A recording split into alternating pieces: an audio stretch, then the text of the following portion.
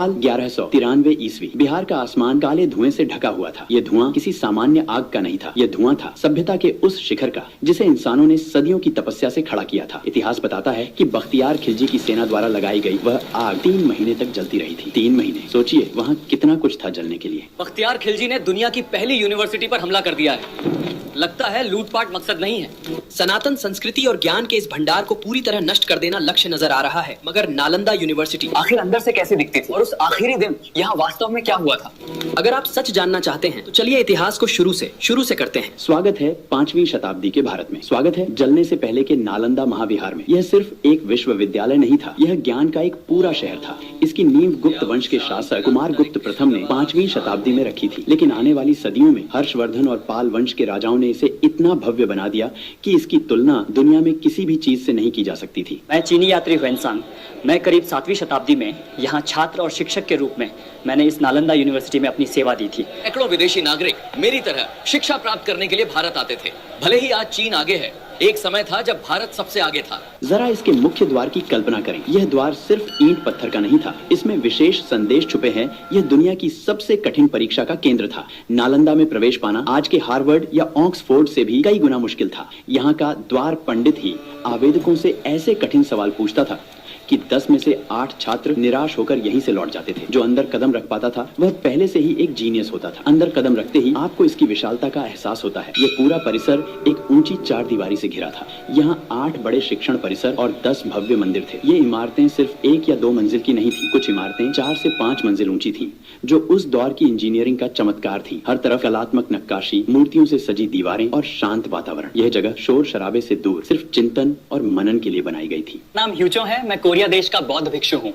मेरी कक्षा शुरू होने वाली है। चलिए आपको भी अपने साथ नालंदा की कक्षाएं दिखाता हूँ। यहाँ का माहौल आज के लेक्चर हॉल जैसा नहीं था। यहाँ सन्नाटा नहीं बल्कि ज्ञान की गूंज होती थी। नालंदा को अक्सर बौद्ध मठ कहा जाता है, लेकिन यह एक अधूरा सच है। हाँ, यहाँ महायान बौद्ध धर्म की शिक्षा दी जाती थी, लेकिन यह तो बस शुरुआत थी। यहाँ वेदों का पाठ होता था, वहाँ तर्क शास्त्र पर तीखी बहस चलती थी। एक तरफ छात्र व्याकरण की जटिलताओं को सुलझा रहे थे, तो दूसरी तरफ चिकित्सा विज्ञान और शल्य चिकित्सा के प्रयोग हो रहे थे। खगोल विज्ञान, गणित, दर्शन शास्त्र और धातु विज्ञान, ऐसा कोई विषय नहीं था जो नालंदा की दीवारों के भीतर न पढ़ाया जाता हो। यह वह जगह थी जहां आर्यभट्ट जैसे खगोल शास्त्री ने शायद अपनी कुछ गणनाएं की होंगी। यह वह जगह थी जहां नागार्जुन जैसे रसायन शास्त्री ने धातुओं के रहस्य खोजे थे। यहाँ रटने पर नहीं बल्कि प्रश्न पूछने और बहस करने पर जोर दिया जाता था।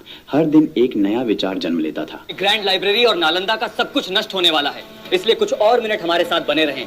आखिर आप भारत का महान इतिहास देख रहे हैं। अब जो मेरे पीछे पुस्तकों का भंडार देख रहे हैं, ये नालंदा की लाइब्रेरी है। इस अंक में मैं आपको इसकी भव्यता दिखाया हूँ। वह जगह जिसके जलने का दर्द इतिहास आज भी महसूस करता है। यह है धर्मगूंज, यानी धर्म का बाजार। यह नालंदा का पुस्तकालय था। प्राचीन दुनिया में जब अधिकांश सभ्यताएं लिखना सीख ही रही थीं, नालंदा के पास 3 विशालकाय बहुमंजिला इमारतें सिर्फ किताबों के लिए थी। इनके नाम थे रत्नासागर, रत्नोदधि और रत्नरंजक। इनमें से रत्नोदधि 9 मंजिल ऊंची इमारत थी। कल्पना करें, 9 मंजिलें सिर्फ और सिर्फ पांडुलिपियों से भरी हुई। यहाँ लगभग 90 लाख पुस्तकें और पांडुलिपियां थी। ताड़ के पत्तों पर लिखी गई वे अमूल्य धरोहरें जिनमें दुनिया भर का ज्ञान सिमटा हुआ था। ग्रीस, फारस, चीन और भारत का सारा ज्ञान यहाँ सुरक्षित था। यह सिर्फ एक स्टोरेज रूम नहीं था, यह एक जीवित स्थान था। यहाँ दिन रात सैकड़ों लिपिकार पुरानी पांडुलिपियों की नकल तैयार करते थे ताकि ज्ञान को सुरक्षित रखा जा सके और दूर दूर तक फैलाया जा सके। जो ज्ञान यहाँ था वह दुनिया में और कहीं नहीं था। यही वह खजाना था जिसे देखने के लिए दुनिया तरसती थी, और यही वह खजाना था जो ईर्ष्या का कारण बना। इतने विशाल संस्थान को चलाना आसान काम नहीं था। नालंदा में 10,000 से भी अधिक छात्र और लगभग 2,000 शिक्षक यहाँ रहते थे। छात्र इन मठों या विहारों में रहते थे, जिनके पत्थर के बिस्तरों के अवशेष आज भी खंडहरों में मिलते हैं। यहाँ शिक्षा पूरी तरह निःशुल्क थी। रहना, खाना, कपड़े और चिकित्सा सब कुछ मुफ्त। इसका खर्च कैसे चलता था? इतिहास बताता है कि लगभग 200 गांवों का राजस्व नालंदा के नाम कर दिया गया था। इन गांवों के लोग अनाज, दूध और घी बैलगाड़ियों में भरकर यहाँ लाते थे। नालंदा सही मायनों में दुनिया का पहला अंतर्राष्ट्रीय विश्वविद्यालय था। यहाँ के गलियारों में आपको सिर्फ भारतीय नहीं बल्कि कोरिया, जापान, चीन, तिब्बत, इंडोनेशिया, फारस और तुर्की के छात्र भी मिल जाते थे। यह एक मेल्टिंग पॉट था जहाँ विभिन्न संस्कृतियाँ एक ही उद्देश्य के लिए मिलती थी, ज्ञान की खोज। 700 सालों तक नालंदा दुनिया को रोशन करता रहा। 1193 का वो साल जब बख्तियार खिलजी ने नालंदा पर हमला कर दिया। बख्तियार खिलजी का उद्देश्य सिर्फ लूटपाट नहीं था, उसका उद्देश्य था एक संस्कृति, एक विचारधारा और एक ज्ञान परंपरा को जड़ से मिटा देना, जिसमें वो सफल भी रहा।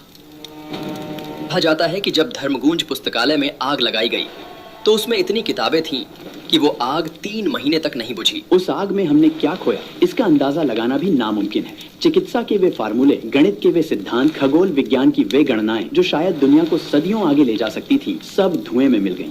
आज एआई ने हमें वह दिखाया जो हमने खो दिया है। यह दृश्य हमें गर्व से भरते हैं, लेकिन साथ ही एक टीज भी छोड़ जाते हैं। नालंदा सिर्फ ईंटों का ढेर नहीं था। नालंदा एक विचार था कि ज्ञान पर किसी एक देश या धर्म का अधिकार नहीं। इमारतें जल सकती हैं, किताबें राख हो सकती हैं, लेकिन नालंदा का वो विचार वो आज भी जीवित है। भारत के ऐसे ही भूले बिसरे इतिहास को जानने के लिए चैनल को सब्सक्राइब करें।